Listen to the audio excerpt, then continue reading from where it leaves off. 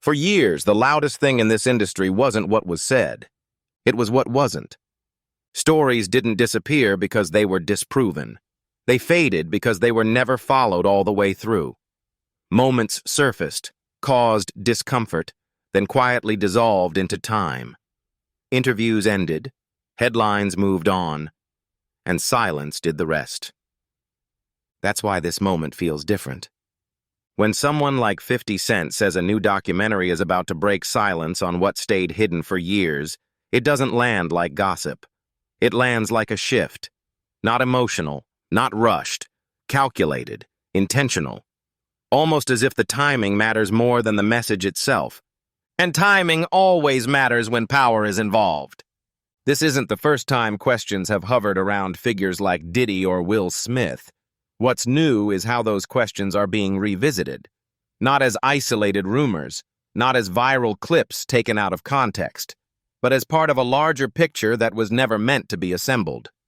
For a long time, the industry survived by keeping stories separate. One controversy here, one awkward moment there.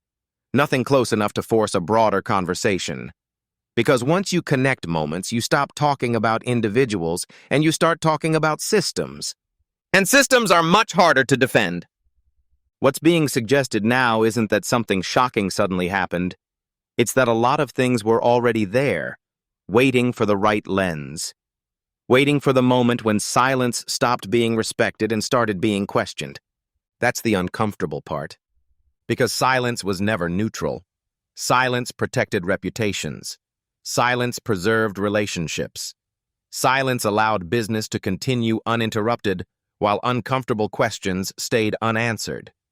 And the longer silence lasts, the more powerful it becomes. Halfway through this story, let me say this clearly. If you value deep, documentary-style breakdowns that don't rush to conclusions but actually follow the timeline, make sure you're subscribed. This channel doesn't chase headlines. We slow them down. And what comes next only makes sense if you're still here. The reason names like Diddy and Will Smith are even part of this conversation isn't because of a single claim or clip. It's because of proximity, influence, longevity.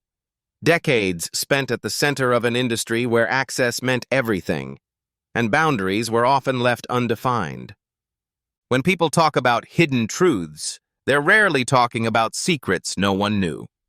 They're talking about things everyone saw, but no one examined closely enough to connect. That's the difference between rumor and reckoning. A rumor floats, a reckoning organizes. And documentaries don't invent stories. They rearrange them. They place moments side by side instead of years apart. They let the audience notice patterns without telling them what to think. That's what makes this dangerous to old systems of power. Because once people start asking why silence lasted so long, the story stops being about who did what and becomes about who benefited from not asking. This isn't a story about accusations. It's a story about how long questions were allowed to wait. And once those questions are finally asked out loud, they don't go back into silence again. Once silence breaks, the past doesn't rush forward. It resurfaces slowly. And that's what makes this moment unsettling. Because nothing being discussed now is brand new. The clips existed. The interviews existed. The rumors existed. What didn't exist was a reason to connect them without being dismissed, mocked, or ignored. That reason has arrived. When a documentary revisits old material, it doesn't ask the audience to believe something new. It asks them to look again. And looking again is dangerous when the original explanation no longer feels sufficient. For years, the industry taught everyone how to interpret discomfort. Awkward moments were reframed as jokes. Uneasy footage was labeled out of context. Questions were softened into speculation and then buried under success, legacy, and time. That system worked because it relied on fragmentation. One clip at a time, one headline at a time, one person at a time. Never enough to force a wider lens. But once you step back, something becomes obvious. The same names don't just appear once. They appear across eras, across platforms, across different controversies that were never meant to be placed side by side. And when they are, the conversation changes. This isn't about catching anyone in a moment. It's about asking why certain environments kept repeating themselves, why powerful spaces operated without meaningful scrutiny, why proximity to influence was treated as privilege instead of responsibility. Power doesn't need to do anything illegal to be dangerous. It only needs to be unquestioned. That's where silence comes in. Silence allowed reputations to remain clean while confusion absorbed the damage. Silence allowed people to wait until attention shifted. Silence created the illusion that nothing needed to be explained because nothing was officially proven. But official proof has never been the only measure of truth. Patterns are. Patterns show up when you stop watching moments and start watching behavior. When you notice how quickly conversations get redirected, how often accountability is postponed, how consistently the same defenses appear whenever scrutiny gets too close. That consistency tells a story of its own. What's happening now isn't a sudden attack. It's delayed examination, a cultural pause where people are no longer satisfied with, "That's just how it was back then." Because back then lasted a very long time. And during that time, a lot of things were normalized that shouldn't have been. Not because everyone agreed with them, but because challenging them felt pointless, risky, or career-ending. That's the environment this documentary is really pointing at. Not individual guilt, not dramatic claims, but a structure where silence was safer than clarity and access mattered more than boundaries. Once that structure is named, even indirectly, everything feels different. Old moments gain weight. Old explanations feel thin. Old silence feels intentional. And that's when the audience stops waiting for proof and starts paying attention to patterns. Because patterns don't need belief to exist. They only need to be seen. And once they are, the story can't return to the way it was told before. At some point, curiosity hardens into something else. Not outrage, not belief, but scrutiny. That shift doesn't happen when people hear something shocking. It happens when they hear the same explanations too many times. When familiar defenses start to sound rehearsed. When silence repeats itself so often that it stops feeling accidental. That's where the conversation is now. For years, the industry survived by treating every uncomfortable moment as separate. One awkward clip, one strange interview, one rumor dismissed as internet noise, each piece small enough to ignore on its own. But scrutiny doesn't look at pieces, it looks at placement. It asks why these moments happened in similar spaces, around similar power structures, with the same lack of follow-up. And once those questions start forming, the story stops being about what happened and starts being about how it was handled. Handling is revealing. Watch how quickly attention narrows when scrutiny widens. Watch how fast conversations return to personality instead of process. Watch how carefully language is chosen when someone is asked to explain silence instead of behavior. Those reactions matter more than any clip ever could. Because if nothing was wrong, clarity would be easy. If everything was innocent, explanation would be direct. If the past was harmless, it wouldn't need defending. But defending is exactly what happens, just not loudly. It happens through delay, through redirection, through letting time soften memory. Time has always been the strongest ally of power. The longer something sits unresolved, the less urgent it feels. The less urgent it feels, the less likely it is to be examined. And eventually, unresolved questions turn into accepted mysteries, things everyone vaguely remembers but no one expects answers to. That's the space silence thrives in. What's changed now is that people aren't satisfied with vague memory anymore.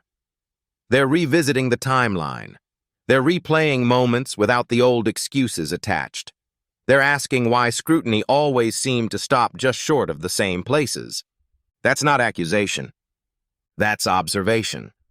And observation is dangerous because it doesn't argue. It doesn't need proof to make noise. It simply points out repetition and lets discomfort do the rest. The industry is uncomfortable with that kind of attention because it can't be managed the usual way. You can't disprove a pattern with a statement. You can't dismiss a structure by attacking a single claim. Structures require answers that stretch across time, and time is exactly what's being examined now. Decades of influence, decades of access, decades of moments that were never fully explained, only survived. When those decades are viewed together, the story changes tone. It becomes less about shock and more about responsibility, less about scandal and more about systems that quietly allowed things to continue. This is why the conversation feels heavier, not louder, heavier, because scrutiny adds weight to everything it touches. And once weight is added, the past can't be brushed off as easily as it once was. The silence that once protected reputations now raises questions on its own. And questions, once they settle in, don't need answers immediately to keep growing. They just need space. And that space has finally opened. Silence doesn't disappear on its own. It has to be replaced.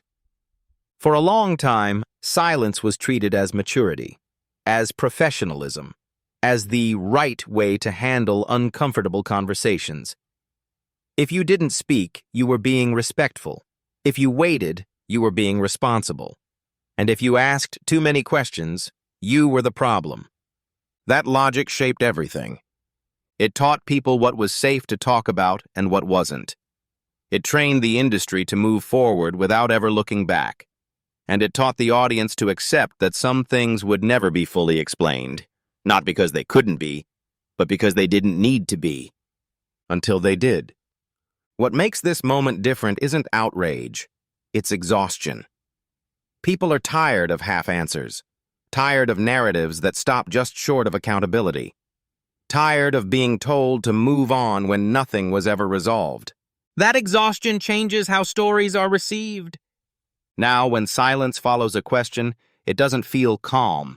It feels calculated. When explanations avoid specifics, they don't feel careful. They feel evasive. And when time passes without clarity, it doesn't soften the issue anymore. It sharpens it. Because silence has a shelf life. The longer it lasts, the more it starts to speak for itself. People begin to ask why certain questions always stall in the same places.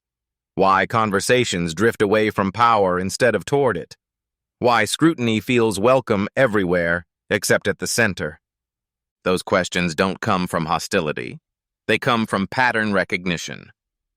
Once people recognize a pattern, they stop waiting for permission to notice it. They start replaying moments with a different awareness. Not looking for scandal, but looking for consistency. Not searching for proof, but searching for explanation. And explanation is the one thing silence can never provide. This is why silence feels heavier now than it did before. It's no longer empty space. It's filled with expectation, with context, with the understanding that what isn't being said may matter more than what is. The industry used to rely on attention moving on new stories replacing old ones, on the comfort of knowing that time would do the work silence couldn't. But attention isn't moving the same way anymore. People are staying. They're rewatching. They're connecting moments that were never meant to meet. And once those connections form, silence stops being a shield. It becomes a signal that something important was left unresolved, a signal that clarity was delayed for a reason, a signal that the story was never as simple as it was presented. This doesn't mean conclusions have been reached. It means the waiting is over. And once waiting ends, silence loses its power to control how the story unfolds. Because the audience has learned something crucial. Silence isn't the end of a story. It's the space where the next questions begin. At this stage, the conversation naturally moves away from personalities and toward the environment that allowed everything to feel normal for so long. Because people come and go. Power structures don't. They stay in place quietly, shaping behavior without ever announcing themselves.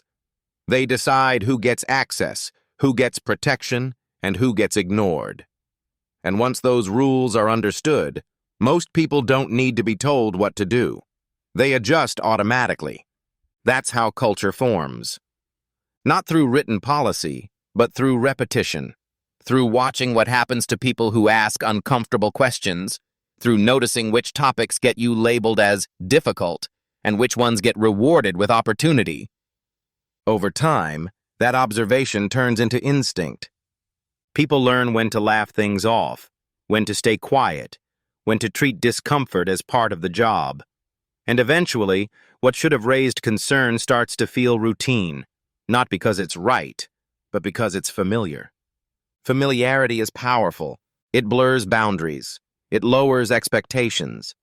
It makes abnormal situations feel ordinary simply because they've been seen before. And once that happens, accountability becomes harder to demand because nothing feels urgent anymore. That's the danger of long-running systems. They don't collapse under pressure. They absorb it. They turn criticism into noise. They turn questions into distractions. And they rely on the idea that success itself is proof that nothing needs to be examined. But success doesn't explain everything. It doesn't explain why certain conversations never happened. It doesn't explain why certain safeguards were missing. It doesn't explain why silence always felt like the safest response. Those gaps matter more than achievements ever could. What's different now is that people are no longer impressed enough to ignore the gaps. They're no longer satisfied with the idea that longevity equals legitimacy. They're asking what was normalized in the process of maintaining that longevity. That question changes the tone completely, because once you ask it, you stop treating moments as accidents and start seeing them as outcomes. Outcomes of incentives, outcomes of access, outcomes of a system that prioritized momentum over reflection. This isn't about assigning blame. It's about understanding how behavior becomes predictable when consequences are unclear. How silence becomes policy when speaking up feels optional but costly. How entire environments can drift without anyone steering them back. And once that understanding sets in, the story gains weight. Old explanations feel thin. Old defenses feel tired. Old silence feels intentional. That's why this moment feels heavier than previous waves of attention. Not louder, not angrier, heavier. Because weight comes from accumulation, not shock. And accumulated questions don't disappear just because they're inconvenient. They sit there. They press. They wait for answers that silence can no longer provide. Because when people stop asking what happened and start asking, how did this keep happening, the system itself becomes part of the story. And systems are much harder to look away from once they're seen. There's a reason this kind of story never explodes all at once. It unfolds. Because systems don't protect themselves by denying everything. They protect themselves by narrowing attention, by letting one conversation dominate while others quietly fade out of view, by encouraging the idea that if one problem is addressed, the rest must not exist. That's containment. And containment has been one of the most effective tools in entertainment culture for decades. When scrutiny gets too close, focus shifts. A single figure absorbs the pressure. Headlines cluster around one narrative.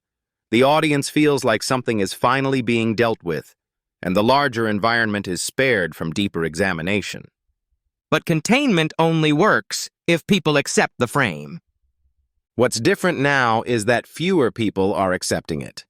They're starting to notice that the same strategy appears every time scrutiny rises, the same narrowing of focus, the same selective silence, the same insistence that the conversation has gone far enough, even when the most important questions haven't been touched.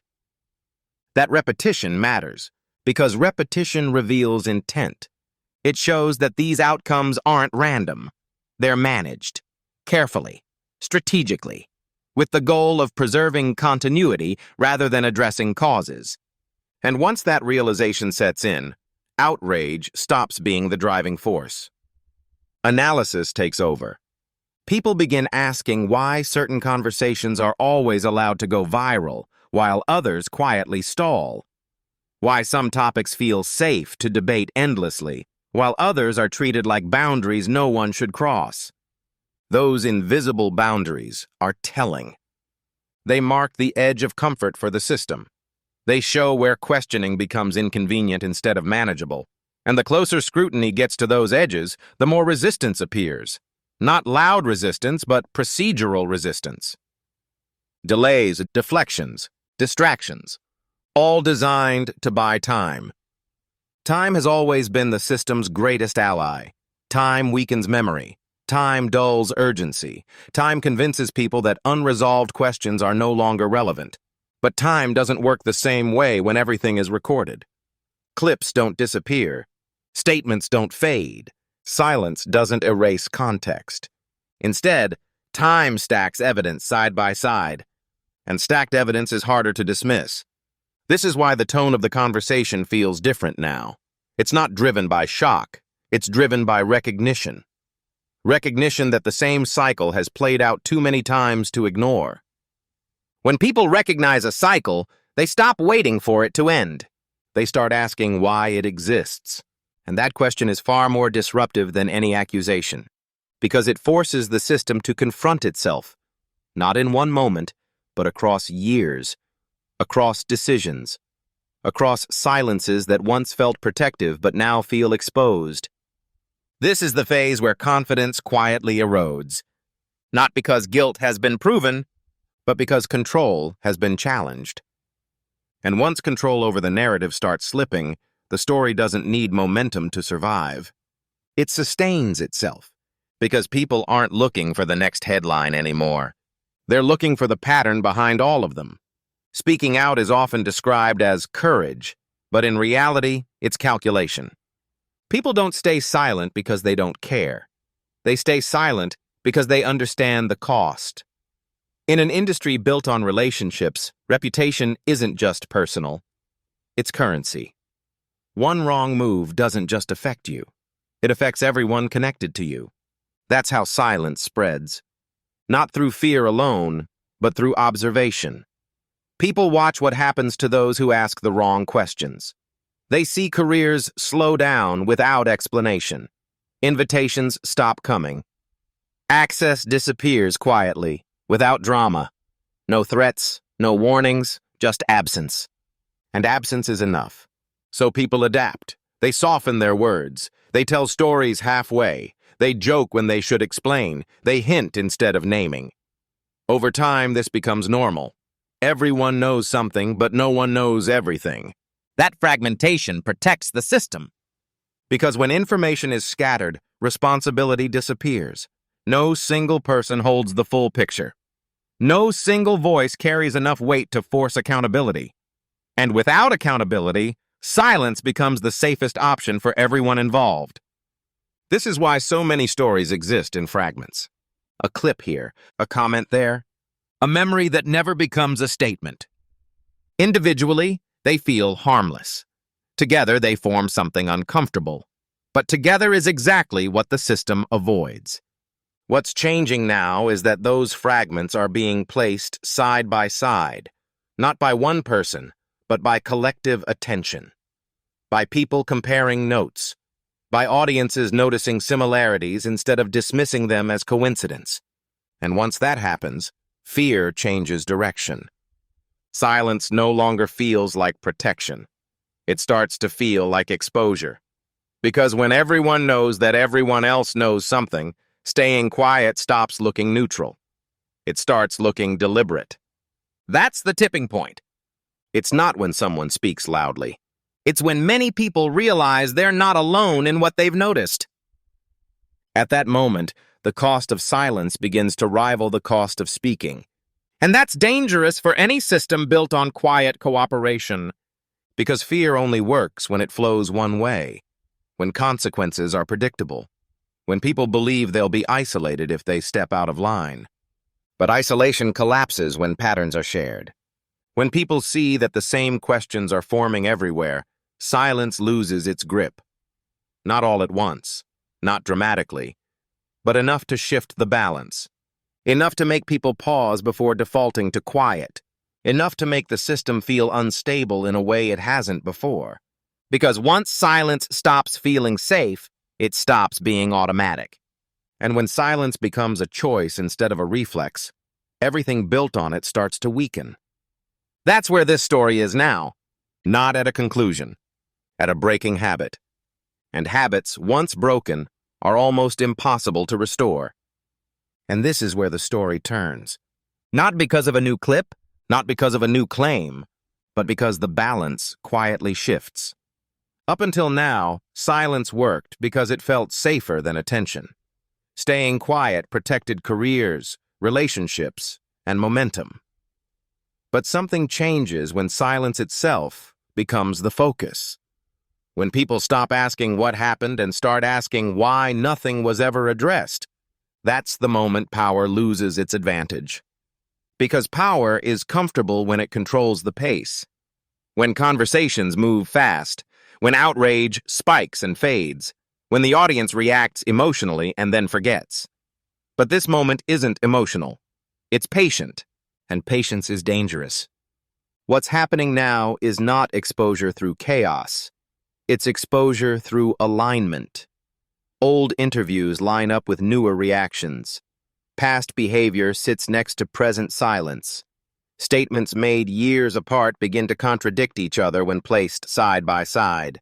No accusations required, just comparison. And comparison does something that shock never can. It removes excuses. It shows how often the same outcomes appear under the same conditions. How frequently questions stall at the same points. How consistently silence shows up exactly where clarity would matter most. This is the turning point because the audience has changed roles. They're no longer waiting to be told what to think. They're watching how people behave under pressure. They're noticing who adjusts language, who avoids timelines, who suddenly needs distance instead of confidence. That observation creates tension no public statement can release. Because statements address moments. Observation addresses patterns, and patterns don't argue back. They sit there, quiet, uncomfortable, persistent. This is where systems usually rely on distraction. A new controversy, a new headline, a new villain. Something loud enough to pull focus away from the deeper question forming underneath. But the deeper question isn't leaving. It keeps returning to the same place. If nothing was wrong, why was silence always the answer? That question doesn't demand guilt. It demands explanation. And explanation is exactly what silence can't provide. This is why the tone feels heavier now. Not aggressive, not chaotic, just unavoidable. Because the audience isn't asking for collapse or cancellation. They're asking for coherence. They want the story to make sense across time. They want to understand how so many moments passed without resolution, how access replaced oversight, how reputation shielded inquiry, how waiting became policy. Once that desire for coherence takes hold, the system can't reset the conversation anymore. Because the audience isn't chasing drama. They're tracking behavior, and behavior, once tracked, exposes more than any allegation ever could. This is the point where silence stops delaying the story and starts advancing it. Because every non-answer now adds weight instead of relief. Every pause feels intentional. Every avoidance feels loud. The turning point isn't a revelation. It's the realization that the story no longer needs one. From here on, the pressure doesn't come from what might be revealed. It comes from what can no longer be ignored. From here, the conversation changes its weight. It's no longer driven by shock or disbelief. It's driven by attention that refuses to move on. And attention, when it lingers, begins to expose things that were never meant to carry light for this long. This is where behavior becomes the evidence people study most. Who speaks quickly? Who delays? Who reframes the question instead of answering it? Who suddenly needs distance from conversations they once stood comfortably inside? These choices aren't random. They're signals. When pressure rises, truth doesn't always reveal itself in what's said. It shows up in what's avoided, in how language becomes narrower, in how certainty gives way to careful ambiguity. That ambiguity doesn't calm suspicion anymore. It fuels it. Because people aren't asking for perfection. They're asking for consistency. And consistency is hard to maintain when the story spans decades, relationships, and moments that were never meant to be examined together. This is the phase where explanations start to feel strained.